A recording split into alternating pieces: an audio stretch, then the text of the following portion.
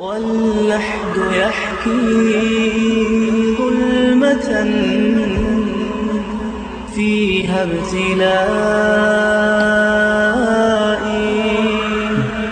والنور خط كتاب. Asıl namaz оқиды дегенде таң қалдым.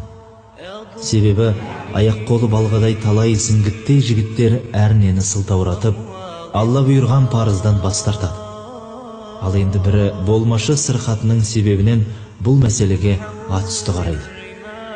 Намазды тек зейнетке шығып, іші пысқан адамның ермегі деп түсінеді. Аяқ-қолы істен шығып, тіпті денесімен оңды солға бұрыла алмаса да, асыл Алла берген күш қуатының арқасында құлшылығына бейғамдық танытпайды, намаз оқиды. Тіпті осынау дерттен сылтау тауып әлек болмайды.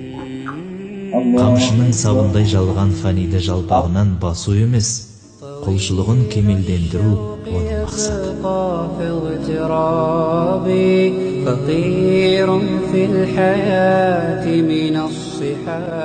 Мен мақсатым ажыңа құтылу. Ең бірінші неден бастаймыз? Оқалым. Жоқ болған емес, ең бірінші бисмилладан бастаймыз.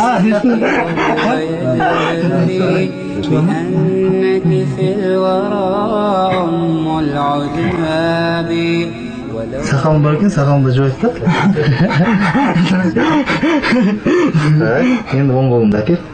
12 жасында кісі оқып яғни Фатиха келсін жатаған меселе жанымда бола берсін.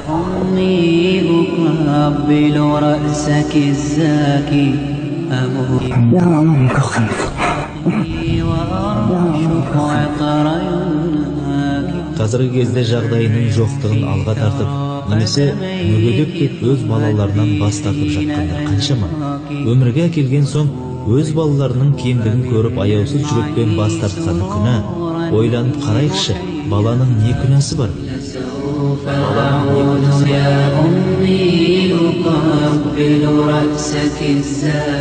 Көрген кезде иманым кәдімгідей көтеріліп, келгім келіп тұра береді. Бауырларын таптың. Дін деген ең бір шоқсы дейсің.